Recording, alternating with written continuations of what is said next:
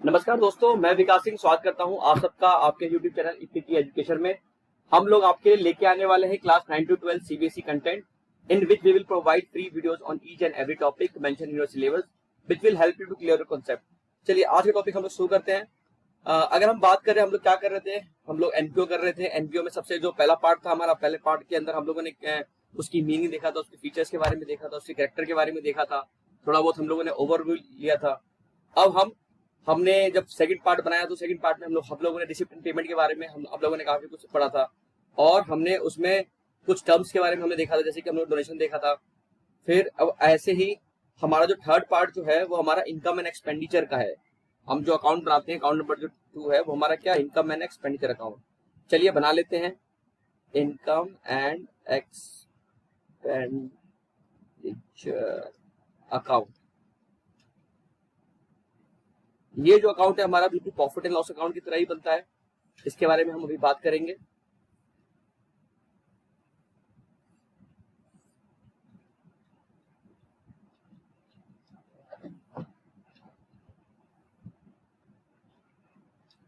तो हमारे debit side पे सारे जितने भी एक्सपेंडिचर हैं वो लिखते हैं। तो यहाँ पे हमारा एक्सपेंडिचर का कॉलम होता है, यहाँ हमारा अमाउंट, यहाँ हमारा इनकम। क्रेडिट साइड पे हमारा इनकम होता है। चलिए अब बात करते हैं इसके अकाउंट के बारे में। तो अगर हम बात करें अकाउंट के बारे में तो ये जो अकाउंट बनता है ये बनता है हमारा एक्रूअल बेसिस पे।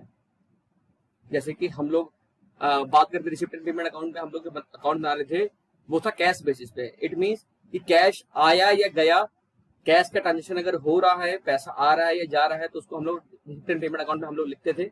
बट अगर हम इनकम एंड एक्सपेंडिचर अकाउंट की बात हम करें तो पैसा चाहे आए चाहे ना आए, बट अगर वो उस अकाउंटिंग ईयर का है जिस अकाउंटिंग ईयर का हम लोग फाइनेंशियल स्टेटमेंट बना रहे हैं तो उसे हम नोट करेंगे। तो इसका मतलब क्या है कि यहाँ पे जो हम जो फॉलो करते हैं, हम लोग यहाँ पे अक्रूअल बेसिस फॉलो करते हैं। अक्रूअल बेसिस हम लोग फॉलो करते हैं। तो और उसके बाद अगर हम देखें तो यहाँ पे हमारा जो नॉन कैश ट्रांजेक्शन होता है या फिर नॉन कैश एक्सपेंसेस होता है उसको भी हम लोग लेते हैं। नॉन कैश एक्सपेंसेस को भी हम लेते हैं। तो नॉन कैश एक्सपेंसेस बोलने का मतलब क्या है यहाँ पे, जैसे कि हमारा डेप्रिसिएशन हो गया, डेप्रिसिएशन हो गया, ठीक है। तो उसको भी हम लोग लेते हैं। मतलब क्या है कि इसके अंदर हमारा नॉन कैश एक्सपेंस भी हमारा आता है। और उसके बाद अगर हम और बात करें तो इसके अंदर हमारा क्या बोलते हैं, जितने भी हमारे यहाँ पे जो एक्सपेंसेस आएंगे वो कैसे होने चाहिए, तो रिवेन्यू नेचर के होने चाहिए। और किस ईयर के होने चाहिए, तो करंट ईयर के होने चाहिए। मतलब जिस ईयर का हम लोग अपना इनकम एंड एक्सपेंडिचर अकाउंट बना रहे हैं उसी ईयर का हमारा एक्सपेंस होना चाहिए। तो इतनी बात आई समझ में कि नहीं। तो यहाँ पे हमने 3-4 बातें पढ़ी।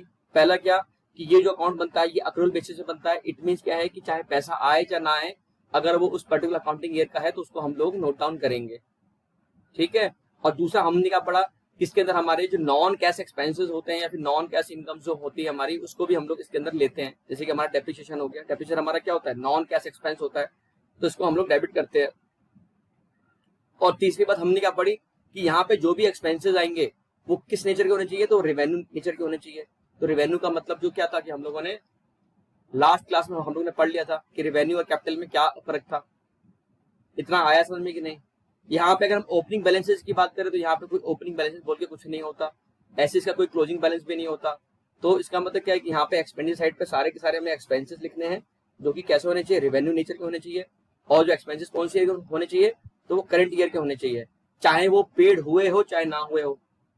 अगर कोई एक्सपेंस है जिसको आपने पे नहीं किया है लेकिन आपका ड्यू हो चुका है तो इट मींस क्या है कि वो आपका आउटस्टैंडिंग एक्सपेंस है।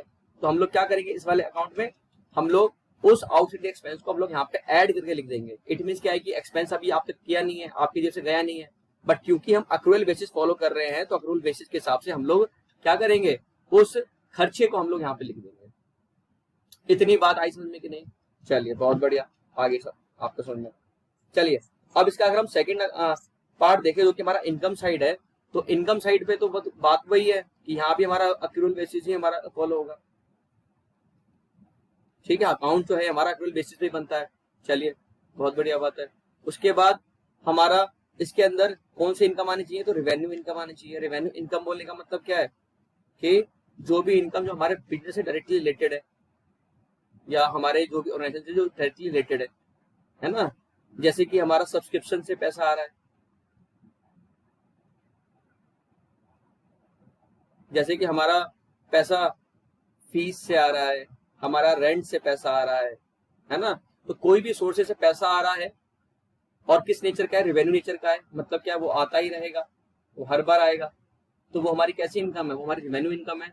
तो हम अपने इनकम साइड पे जितनी भी हमारी रेवेन्यू इनकम होती है हम उसको लिखते हैं। इतना आया समझ में कि नहीं। और यहाँ भी हमारा जो हिसाब किताब होता है वो करंट ईयर का ही होता है। इसका मतलब क्या है कि कोई ऐसी इनकम मिली है जिस उस इनकम के अंदर कुछ इनकम हमारी लास्ट ईयर की इंक्लूड थी, तो हम लोग क्या करेंगे, हम लोग उस इनकम को वहां से माइनस कर देंगे। ठीक है, कोई ऐसी इनकम उसके अंदर इंक्लूड है जो कि हमने किसी से एडवांस ले ली है नेक्स्ट ईयर के लिए, तो इसका मतलब क्या है कि वो हमारा इस ईयर का इनकम नहीं है, तो उस इनकम को भी हम लोग यहाँ से माइनस कर देंगे। उसके बाद कोई ऐसा पैसा है जो कि इस ईयर का रिलेटेड है बट वो पैसा अभी तक मिला नहीं है, मतलब क्या हमारी आउटस्टैंडिंग इनकम है, तो उसको हम क्या करेंगे, उसको हम ऐड कर देंगे। तो इतनी बात आई समझ में, चलिए बढ़िया। उसके बाद इसके अंदर कौन कौन से आइटम आते हैं वो सब हम लोग एक बार जब ब्रीफिंग हम लोग जब करेंगे तो हम लोग उसमें देख लेंगे। तो ये जो ओवरऑल जो इसका criteria income and expenditure account का, इतना आपको समझ में आ गया होगा। अब बात करते हैं सिर्फ क्लोजिंग की। इसको जब हम क्लोज करते हैं तो वहां पर दो साइड है, जैसे हमें पता ही है कि भाई है तो एक हमारा एक्सपेंडिचर साइड है, एक हमारा इनकम साइड है। अगर हमारा इनकम साइड बड़ा है और एक्सपेंडिचर साइड हमारा छोटा है तो उस केस में हमारा क्या आएगा, उस केस में आ जाएगा टू सरप्लस। देखिए अब यहाँ पे हमारा प्रॉफिट ऑर्गेनाइजेशन तो है नहीं कि जो हम लोग प्रॉफिट एंड लॉस अकाउंट बनाएंगे तो वहां पे हमारा प्रॉफिट या फिर नेट लॉस आएगा। ये तो हमारा एनपीओ है, नॉट फॉर प्रॉफिट ऑर्गेनाइजेशन है। तो यहाँ पे अगर आपकी इनकम ज्यादा हो गई है, खर्चे कम हो गए हैं, तो वहां पे उस केस में आपका सरप्लस आ जाएगा। इट मीन्स क्या है, इट मीन्स कि income over the expenditure is your surplus. And ऐसे ही अगर आपका एक्सपेंस ज्यादा है और इनकम कम है, इट मीन्स क्या कि expense is over income is deficit. चलिए मैं मानता हूं कि आपको इतना समझ में आया होगा, इसके बारे में थोड़ा बहुत हम लोगों ने कर लिया है। ठीक है, इसकी अगर आइटम की बात अगर हम करेंगे थोड़े टाइम के बाद, चलिए अब हम आगे देख लेते हैं। इसके बाद हमारा जो तीसरा अकाउंट बनता है बच्चों, हमारा बनता है बैलेंस शीट। अगर हम बैलेंस शीट की बात करें तो बैलेंस शीट जो होता है हमारा, दो बैलेंस शीट बनता है, एक बनता है हमारा ओपनिंग बैलेंस शीट और दूसरा बनता है हमारा क्लोजिंग बैलेंस शीट।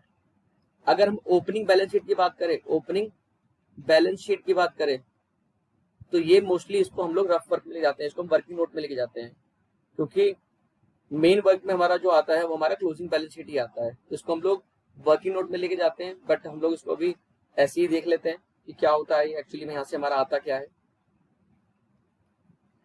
तो ओपनिंग बैलेंस शीट जो है, बैलेंस शीट बिल्कुल वैसे ही बनता है जैसे एक नॉर्मल कंपनी का बनता है। तो यहाँ पर हमारी जो आपका जो क्रेडिट साइड है और ये आपका डेबिट साइड है। याद रखना कि बैलेंस शीट में आपका जो साइड है वो चेंज हो जाता है। तो बैलेंस शीट में हमारा जो क्रेडिट साइड है, यहाँ पे हमारी लाइबिलिटी होती है, यहाँ पे, और यहाँ पे हमारा एसेट होता है। लाइबिलिटी साइड पे हमारा यहाँ पे सारी एसेट, जितनी भी एसेट्स होती है, जैसे हमारा लैंड हो गया, हमारी बिल्डिंग हो गई, हमारा इक्विपमेंट हो गया एंड सो ऑन। तो ये जितने भी आइटम्स हैं इन सबको हम लोग प्लस कर देते हैं, इन सबको हम लोग यहाँ पे लिख लेते हैं। और ये ओपनिंग बैलेंस शीट में हमारा जो भी ओपनिंग बैलेंसेस हमारे होते हैं, चाहे वो लैंड का ओपनिंग बैलेंस हो, चाहे बिल्डिंग का ओपनिंग का बैलेंस हो, चाहे इक्विपमेंट का बैलेंस ओपनिंग बैलेंस हो, तो ओपनिंग बैलेंस किसी का भी हो, जो एसेट है उसको एसेट साइड, लायबिलिटी है उसका लायबिलिटी साइड। तो यहाँ से हमारा आता है बच्चे, यहाँ से हम जब बैलेंसिंग फिगर करेंगे इसका, तो यहाँ से आता है हमारा कैपिटल फंड। क्या आता है यहाँ से हमारा, यहाँ से आता है हमारा कैपिटल फंड आता है, यहाँ से हमारा कैपिटल फंड आता है। तो कैपिटल फंड जो होता है हमारा यहाँ पे बैलेंसिंग फिगर होता है। तो इसका मतलब क्या है कि भाई कितना कैपिटल आपके पास अभी पड़ा हुआ है। ठीक है, तो कैपिटल फंड जो है ये बेसिकली हमारे यहाँ से बैलेंसिंग फिगर आता है। अगर आपको क्वेश्चन में कैपिटल फंड अगर दिया हुआ है तो आपको फिर ओपनिंग बैलेंस शीट बनाने की कोई भी नीड नहीं है। तो इसका मतलब क्या हुआ, तो इसका मतलब यही हुआ कि ओपनिंग बैलेंस शीट हम जब बनाते हैं जब आपको क्वेश्चन में कैपिटल फंड अलग से नहीं दिया हुआ है। तो अगर कैपिटल फंड अगर दिया हुआ है तो इसका मतलब क्या है कि आपको नहीं बनाना है, और कैपिटल फंड अगर नहीं दिया हुआ है तो आपको ओपनिंग बैलेंस शीट बनाना है। चलिए आगे हम देखते हैं। इसके बाद लास्ट जो है हमारा क्लोजिंग बैलेंस शीट बनता है, क्लोजिंग बैलेंस शीट बनता है। ठीक है, तो क्लोजिंग बैलेंस शीट का जो फॉर्मेट है वो बिल्कुल अपने ओपनिंग बैलेंस शीट की तरह होगा कि ये भी तो बैलेंस शीट ही है, बट यहाँ पे जो फर्क आएगा, फर्क सिर्फ इतना ही आएगा, क्लोजिंग बैलेंस शीट में जितने भी हमारे एसेट और लायबिलिटी के जो भी क्लोजिंग बैलेंसेज हैं उनको हम लोग यहाँ पे राइट डाउन कर देते हैं। चलिए, तो सेम यहाँ पे हमारा एसेट हो गया, यहाँ हमारी लाइबिलिटी हो गई, ये हमारा अमाउंट और ये हमारा अमाउंट। तो इसका मतलब क्या हुआ, तो इसका मतलब ये हुआ कि जो क्लोजिंग बैलेंस शीट में हमारी जितने भी क्लोजिंग जो बैलेंसेज हैं हमारे, चाहे एसेट्स के चाहे लायबिलिटी के, वो सब हम यहाँ पे हम लिख देंगे। ठीक है, तो चलिए जैसे कि लैंड है तो लैंड का हमारा क्लोजिंग बैलेंस आ जाएगा। ऐसी हमारी बिल्डिंग है तो बिल्डिंग में हमने कुछ अगर डेप्रिसिएशन किया होगा तो बिल्डिंग में हम क्या करेंगे, डेप्रिसिएशन को हम लोग लेस कर लेंगे, तो डेप्रिसिएशन हम लोग माइनस करके जो भी फाइनल अमाउंट आएगा हम लोग यहाँ पे लिख देंगे। ऐसे हमारा इक्विपमेंट होगा, ऐसी हमारी और भी चीजें आ सकती हैं, तो बैलेंस शीट का भी फॉर्मेट हम लोग अभी देख लेंगे। और यहाँ पे हमारा जो क्लोजिंग बैलेंस शीट में जो कैपिटल फंड होता है, जो बैलेंस शीट फिगर हम लोगों ने अपना ओपनिंग बैलेंस शीट में जो निकाला हुआ है, उसी को हम लोग यहाँ पे लेके आते हैं, जिसको हम लोग कैपिटल फंड के नाम से हम लोग यहाँ पे लिख देते हैं। और हम लोग क्या करते हैं, और हम लोग इसमें क्या करते हैं, तो मैं आपको मैं बता दूं कि यहाँ पे हमारा जो सरप्लस आया है ना, यहाँ पे हमारा जो सरप्लस आया है, इस सरप्लस को हम लोग यहाँ पे क्या कर देंगे, इस कैपिटल फंड में हम लोग ऐड कर देते हैं। इस सरप्लस को हम लोग क्या करेंगे, इस कैपिटल फंड में हम लोग ऐड कर देंगे। तो ऐड इसमें क्या हो जाएगा, ऐड हमारा इसमें सरप्लस होगा, और इसमें अगर हमारा डेफिसिट आया तो डेफिसिट हम इसको इसमें लेस करेंगे। इतनी बात आई समझ में कि नहीं? तो ये हमारा मेन काम होता है। और भी कोई अगर ऐसे आइटम है जो कि हमारे लायबिलिटी साइड, जैसे हमारा कोई डोनेशन वगैरह कोई स्पेसिफिक डोनेशन है, तो वो सब जो आइटम है हमारे, जो हमारी लायबिलिटी होती है, वो सब हमारी लायबिलिटी साइड पे आ जाएंगे। तो इतना आया समझे कि नहीं? अभी हम एक एक जो टर्म्स है इसके अंदर जो जो यूज होने वाले हैं, कहाँ कहाँ उसको हम लोग करेंगे, तो वो सब हम अभी देखने वाले हैं। चलिए, तो अगर हमारा यहाँ पे जो बैलेंसेज हैं, अगर हमारे जो बैलेंसेज हैं, अगर हमारा asset is equal to liability side अगर हमारा हो रहा है, तो इसका मतलब क्या है कि आपका जो क्वेश्चन जो आपने जो अटेम्प्ट किया है वो बिल्कुल सही किया है, और आपका क्वेश्चन का सोल्यूशन आपने जो किया वो बिल्कुल सही है। तो हमें फिर वहां पे यहाँ पे हमारा जो आंसर है वो अपने आप ही रीचेक हो जाता है। चलिए, अब हम आगे देखते हैं। तो यहाँ हमने कर लिया, हमने सबसे पहले किया रिसिप्ट एंड पेमेंट अकाउंट, उसके बाद हमने किया इनकम एंड एक्सपेंडिचर अकाउंट, उसके बाद किया हमने बैलेंस शीट। अब एक बार जल्दी से इसको हम लोग एक छोटे से फॉर्म में हम लोग एक बार ब्रीफ कर लेते हैं कि हम लोगों ने क्या क्या पढ़ा है। तो अगर मैं आपको मैं बता दूं यहाँ पे, तो थोड़ा सा इसको हम लोग ब्रीफ कर लेते हैं अभी कि किस तरीके से कैसे कैसे यहाँ पे जो फंड है वो ट्रांसफर होते हैं, किस तरीके से जो चीजें हैं वो यहाँ से वहाँ ट्रांसफर होती हैं। तो सबसे पहले हमने अकाउंट कौन सा बनाया था, जरा आप लोग मुझे याद कराओ। सबसे पहले हमने अकाउंट बनाया था यहाँ पे रिसिप्ट एंड पेमेंट अकाउंट, याद आया? चलिए, बहुत अच्छे। सबसे पहले हमने क्या बनाया था, यहाँ पे हमने रिसिप्ट एंड पेमेंट अकाउंट बनाया था। सबसे पहले हम लोगों ने रिसिप्ट एंड पेमेंट अकाउंट बनाया था। रिसिप्ट हमारा कहाँ था, डेबिट साइड पे हमारा रिसिप्ट था, डेबिट साइड पे हमारा रिसिप्ट था, और क्रेडिट साइड पे हमारा रिसिप्ट पेमेंट था हमारा। ठीक है, और ये हमारा अमाउंट और ये हमारा अमाउंट। तो हम लोगों ने क्या देखा था यहाँ पे कि रिसिप्ट साइड पे हमारा रेवेन्यू जो है वो भी आ सकता है, और हमारा कैपिटल भी आ सकता है, और इसमें हमें टाइम का कोई भी लेना देना नहीं है।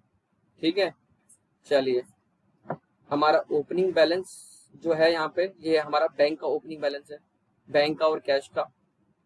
यहाँ पे हम टू बैलेंस ब्रॉट डाउन लिखते हैं। ऐसे हमारा यहाँ पे क्या था, बाय बैलेंस कैरी डाउन था। मतलब क्या है कि जो क्लोजिंग बैलेंस शीट जो है उसमें जो बैंक का बैलेंस क्या रहने वाला है उस चीज को हम लोग यहाँ पे लिखते थे, याद आया? और यहाँ भी हमारा जो पेमेंट जो है वो रेवेन्यू नेचर का भी हो सकता है, रेवेन्यू नेचर का भी हो सकता है, और वो प्लस कैपिटल नेचर का भी हो सकता है, वो कोई भी नेचर हो सकता है। और इसमें हमें टाइम से कोई भी लेना देना नहीं है। पेमेंट चाहे किसी भी डेट का हो, किसी भी टाइम को, अगर पेमेंट अगर हमने करी है तो हम यहाँ पे लिख देंगे। ऐसी इनकम रिसिप्ट किसी भी ईयर की हो हम यहाँ पे लिख देंगे, बस वो जो पेमेंट है हमें रिसीव होनी चाहिए। तो यहाँ पे हम कौन सा बेसिस इस्तेमाल करते हैं, यहाँ पे हमारा कैश बेसिस होता है। उसके बाद का दूसरा अकाउंट जो बनता है हमारा, क्या बनता है, इनकम एंड एक्सपेंडिचर अकाउंट। तो ये जो अकाउंट होता है, बस इसमें हमें जो याद रखना है बच्चे, इसके अंदर जो चीजें जो आएंगी वो कौन सी आएंगी, हमारा जितनी भी रेवेन्यू नेचर का जो रिसिप्ट है ना, यहाँ पे देखिए, यहाँ पे हमारा क्या आ जाएगा, यहाँ पे हमारा एक्सपेंस आ जाएगा, एक्सपेंसेस आ जाएंगे यहाँ पे, और यहाँ पे हमारी इनकम्स आ जाएंगी। ठीक है, यहाँ पे हमारी इनकम्स आ जाएंगी। तो यहाँ पे जो हमारी जो इनकम्स है वो इनकम्स कौन सी होनी चाहिए, वो ये वाली होनी चाहिए, रेवेन्यू की होनी चाहिए, है ना। बस क्या फर्क आएगा इसमें कि ये जो रेवेन्यू इनकम जो होगी यहाँ पे, जहाँ पे हमारी इनकम आएगी, बस क्या फर्क होगा, है ना, it should be related to current year. तो इसका मतलब क्या है, तो इसका मतलब ये है कि भाई कि आपके यहाँ पे जो रेवेन्यू, आपके यहाँ पे जो रिसिप्ट जो आई है, इसके अंदर हो सकता है कि यहाँ पे जो इनकम जो मिली हुई हो वो लास्ट ईयर की इसके अंदर इंक्लूड हो, या फिर एडवांस में हमने कोई इनकम ले रखी है, कोई रिसिप्ट ले रखा है तो इसके अंदर इंक्लूड हो। तो बस हमें क्या करना है कि हमें उसी को एडजस्ट करना है। हमें सिर्फ यहाँ पे सिर्फ करंट ईयर का चाहिए, तो करंट ईयर का चाहिए तो हम लोग क्या करेंगे कि हम लोग लास्ट ईयर का या फिर एडवांस में अगर हमने रिसीव किया तो हम लोग क्या करेंगे, इसमें से हम लोग इसको माइनस कर देंगे। और करंट ईयर का अगर कोई अगर आउटस्टैंडिंग है, नहीं मिला है हमें, तो उसको हम लोग प्लस कर देंगे। बस यही हमें काम यहाँ पे करना है। ऐसे ही यहाँ पे जो रेवेन्यू एक्सपेंसेस जो है, जो पेमेंट जो हमने करी है, तो यहाँ भी हमारा रेवेन्यू एक्सपेंसेस आएंगे, रेवेन्यू एक्सपेंसेस आ जाएंगे, ठीक है। एंड यहाँ भी वही सेम बात, क्या, it should be related to current year. इतनी बात आई समझ में कि नहीं। चलिए सर, हमने यहाँ पे रिवाइज कर लिया इसको। तो यहाँ से जो है हमारा, यहाँ से हमारा क्या आता है, यहाँ से हमारा डेफिसिट आता है। तो बाय डेफिसिट अगर हमें हमारे एक्सपेंसेस ज्यादा है और इनकम कम है तो हमारा क्या आएगा, यहाँ पे डेफिसिट आएगा। और अगर एक्सपेंस इनकम ज्यादा है और एक्सपेंसेस कम है तो हमारे यहाँ पे क्या आएगा, सरप्लस आएगा। तो यहाँ पे हम टू सरप्लस लिख देंगे। दोनों में से कोई एक ही चीज आ सकता है, तो ये बैलेंसिंग फिगर होगा या फिर ये आपका बैलेंसिंग फिगर होगा यहाँ पे। चलिए, इतना आया समझ में कि नहीं। चलिए सर, आ गया। तो अब इसका मतलब क्या है कि sir receipt and payment account में हमारे पास जो भी आया है, तो यहाँ पे तुम्हारा रिवेन्यू का तो आपने काम कर दिया। अब जो आपका जो कैपिटल नेचर का जो इनकम और जो आपका जो एक्सपेंस है, जो पेमेंट है, उसका हम लोग क्या करते हैं, तो उसका हम लोग जो इस्तेमाल है हम लोग बैलेंस शीट में करते हैं। कहाँ करते हैं बच्चे, बैलेंस शीट में करते हैं। बैलेंस शीट में हम लोग रिवाइज कर लेते हैं, देख लेते हैं। देखो इधर,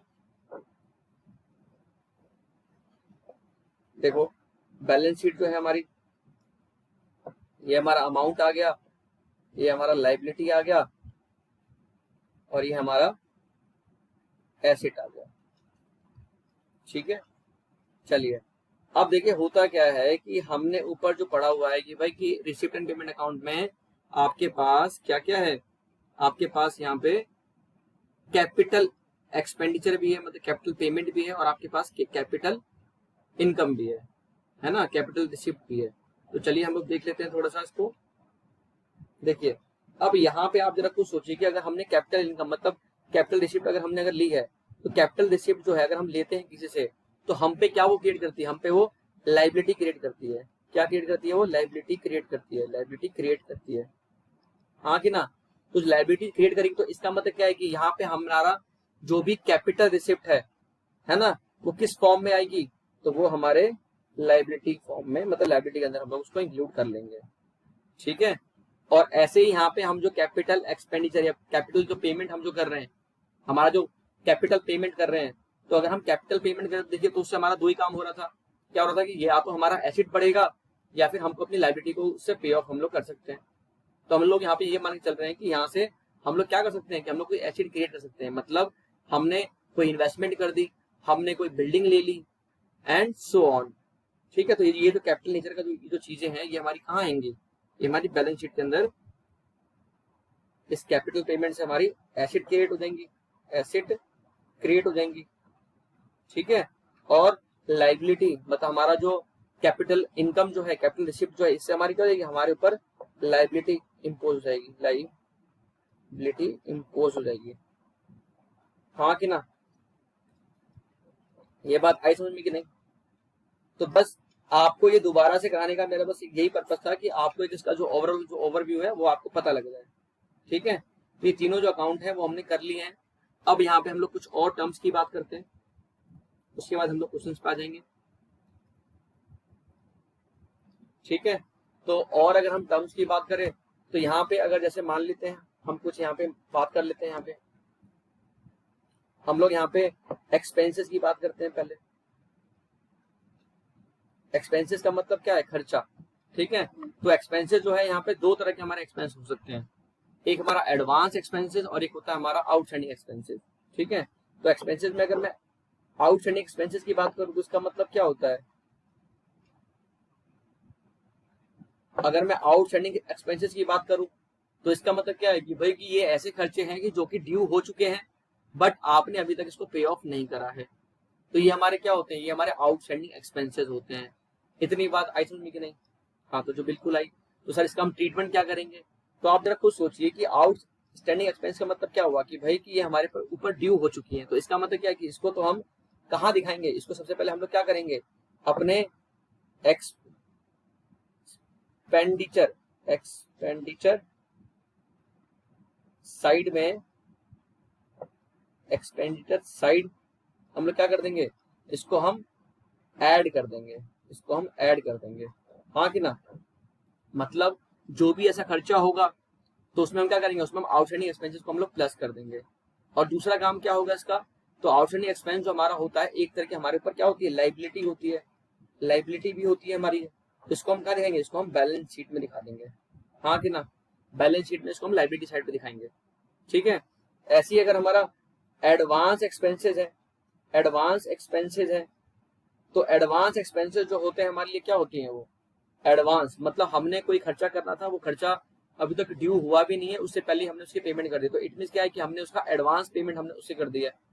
तो कोई चीज की अगर हम एडवांस पेमेंट करते हैं तो हमारे लिए क्या होता है, वो हमारी एसिड होती है।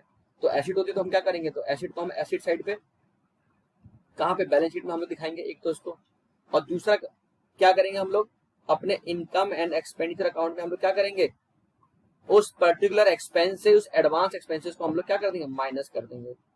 ये बात आई समझ में कि नहीं, क्या कर देंगे, इसको हम माइनस कर देंगे, है ना। तो जो एडजस्टमेंट जो है दोनों साइड ये काम आएगा हमारा, कि अगर हमने एडवांस एक्सपेंस किया है तो उसको हम क्या करेंगे, इनकम एंड एक्सपेंस अकाउंट में पर्टिकुलर एक्सपेंसेस में से उसको हम माइनस कर देंगे। और दूसरा काम हम लोग क्या करने वाले हैं उसका, तो बैलेंस शीट के अंदर हम लोग उसको एसेट साइड पे दिखा देंगे, क्योंकि वो हमारा क्या एक तरह का एसेट है, ठीक है। अब ऐसे अगर मैं इनकम की बात करूं तो इनकम में ये बिल्कुल उल्टा हो जाएगा, अगर मैं इनकम की बात करूं तो इनकम में बिल्कुल उल्टा हो जाएगा। तो ऐसी इनकम के अंदर भी हमारा आउटस्टैंडिंग इनकम होता है ना। और क्या होता है हमारा, एडवांस इनकम होता है, या एडवांस रिसिप्ट बोल सकते हैं, ठीक है। तो आप जरा खुद सोचिए कि अगर आउटस्टैंडिंग इनकम है तो आउटस्टैंडिंग इनकम का मतलब क्या है, कि भाई आपको पैसे लेने हैं सामने वाली पार्टी से, बट क्या हुआ कि उसने अभी तक आपको पैसे दिए नहीं है, मतलब कि आपको उससे लेने की जो लायबिलिटी है वो हो गई है, मतलब आपको उससे लेना है, मतलब ड्यू हो चुका है, और उसने आपको अभी तक पैसा दिया नहीं है। तो जो पैसा आपको दिया नहीं है, मिला नहीं है, लेकिन आपको पता है कि वो मिलने वाला है, तो इट मींस क्या है, वो आपके लिए क्या है, वो आपके लिए एसेट है। तो उसका हम लोग क्या करेंगे, एक तो हम उसको क्या करेंगे, अपने एसेट साइड पे दिखाएंगे, कहाँ पे, बैलेंस शीट के अंदर। और दूसरा हम लोग क्या करते हैं, आउटस्टैंडिंग इनकम का हम अपने particular income and expenditure account में उस पर्टिकुलर इनकम के अंदर हम लोग क्या करेंगे, उस पर्टिकुलर इनकम के अंदर हम लोग उसको, आप बताइए जरा, हम लोग क्या करेंगे उसको, आउटस्टैंडिंग इनकम है हमारी, हमने क्या किया उसको, हमने उसको बैलेंस शीट के अंदर ऐसी साइड पे लिखा क्योंकि वो इनकम अभी अभी हमें मिलने वाला है, ठीक है। और इसके अंदर हम लोग क्या करेंगे, आउटस्टैंडिंग इनकम को हम लोग प्लस कर देंगे कि वो इस पर्टिकुलर ईयर से रिलेटेड है, इसलिए हम लोग उसको इनकम एंड एक्सपेंस अकाउंट में उसको हम प्लस कर देंगे। ऐसे अगर मैं एडवांस इनकम की बात करूँ तो एडवांस इनकम को हम लोग क्या करते हैं कि हमने एडवांस में हमने किसी से पैसे ले लिए, तो सबसे पहली बात यह कि हमारे ऊपर क्या होगी, एक लायबिलिटी क्रिएट हो गई, एक लायबिलिटी क्रिएट होगी। तो लायबिलिटी क्रिएट होगी तो हम क्या करेंगे, लायबिलिटी साइड में उसको बैलेंस शीट पे लिख देंगे, किसको, एडवांस इनकम को। और दूसरा हम लोग क्या करेंगे अपने इनकम एंड एक्सपेंडिचर अकाउंट में, क्योंकि वो इनकम जो है वो इस साल से रिलेटेड नहीं है, तो इस साल से रिलेटेड नहीं है, तो हम लोग क्या करेंगे, उसको हम लोग उस पर्टिकुलर इनकम में से हम उसको हम माइनस कर देंगे। चलिए, होप आपको इतनी बात आज की समझ में आई होगी। तो बाकी का जो है हम लोग अगली क्लास में हम लोग करते हैं। So thank you so much, have a nice day.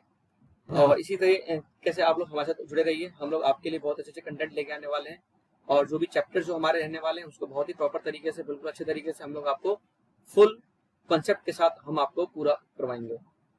चलिए फिर मिलते हैं आपसे हम इसी तरह दूसरी वीडियो में। Thank you so much, have a nice day, take care.